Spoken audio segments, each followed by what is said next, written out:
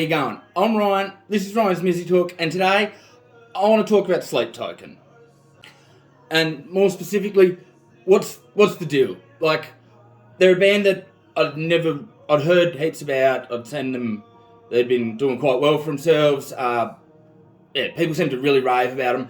I'd never actually listened to them. I'd just known that their fans could be quite ravenous, I suppose is a good word. Seem to react quite badly whenever somebody gives them a bad review, or they're very passionate and very, for lack of a better word, crazy. And I wanted to know, what is it about this band that makes their fans behave that way, and are they as good as they're hyped up to be, really? And to start with, for those who don't know, Sleep Token, they're an English band of anonymous musicians. The lead singer is known only as Vessel, and another member known as Number 2, I believe, are the only members that have been credited on any of the albums that they have released. Now, they're said to be, and this is a quote that I found online, the mortal representatives of the ancient deity known only as Sleep, led by the masked and cloaked figure appointed Vessel. Vessel has also stated that we are here to serve Sleep and project his message, and that Sleep is everywhere at all times. Vessel encountered Sleep in a dream with promise of glory and magnificence if Vessel followed him. Now that sounds like some crazy cult bullshit to me, to be perfectly honest. And yeah, the behaviour of some of their fans seems like the behaviour of people really indoctrinated by a cult. They seem to take any criticism of the band as like a personal insult against themselves. They respond to negative reviews with just insane abuse and threats. So I decided, like I said, to check them out for myself and see what's the deal with Sleep Token. So I started with the first album, Sundowning, released in November 2019. To be perfectly honest, I spent a lot of time sitting there listening to this album thinking, if I didn't know any better and somebody told me this was Imagine Dragons, I'd believe them. It's just what it sounded. A lot of it sounded like that to me. It's just a lot of really slow and dull pop rock. It's not really grabbing your attention at all, or for me anyway. For an album that is supposedly a metal album, you don't really hear any until the final minute of the 5th track, Higher. And there's songs on there like Gods and Sugar. They've definitely got some nu metal sounding riffs, but at the same time, I think both songs really end up sounding like pretty cheap Deftones knockoffs to me.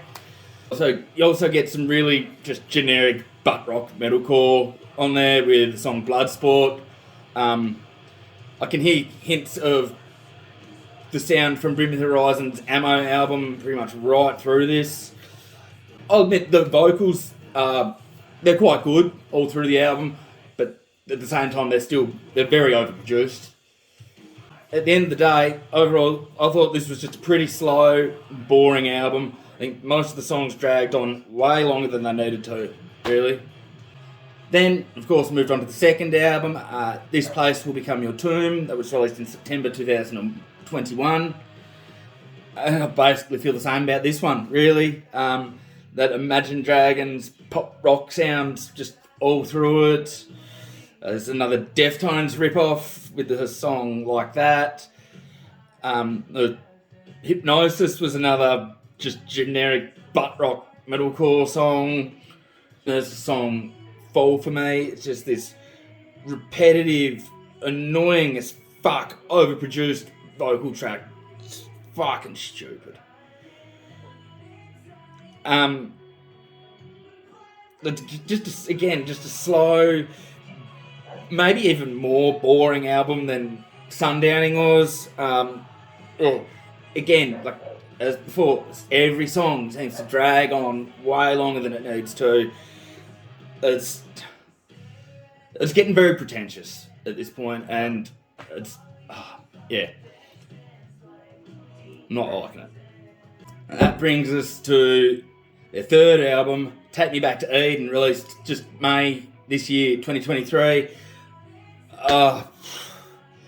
It's again a lot more of the fucking same, as far as I was concerned.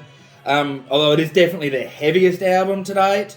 That Imagine Dragons sound is there again. Songs like Granite, Aqua Regia, and DYWTYLM, which stands for Do You Wish That You Loved Me or Something Stupid? I fucking don't, is the answer to that question. This song is fucking dumb. Vor might be the heaviest I've heard from them to this point. It's a very proggy metalcore track, really.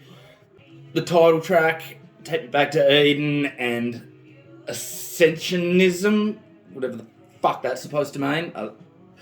They're both just way too long, pretentious as fuck. These songs are.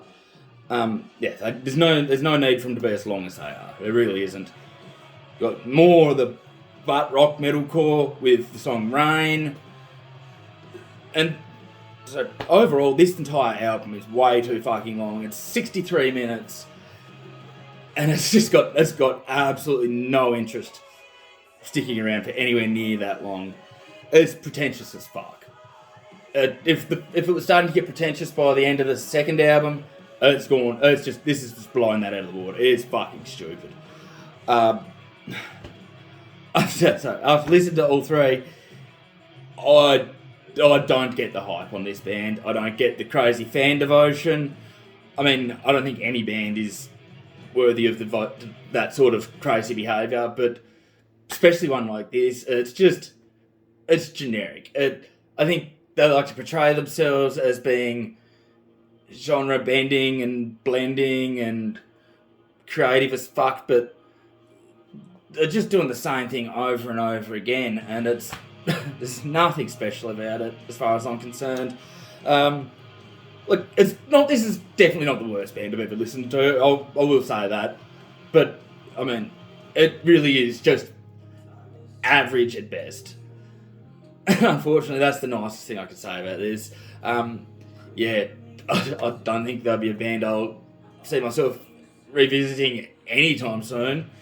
I won't say never because you just never know, but yeah, not for me. That's about all I've got for today. I hope you enjoyed this. If you did, please like, subscribe, leave a comment, tell me your thoughts. If you disagree, tell me why you disagree. I'd love to hear that. I'd like to really hear someone else's different perspective on this. Also, before you go, my best mate Josh Hamill, he's just released a really cool vocal cover of the Pantera song Mouth for War. It's really fucking cool.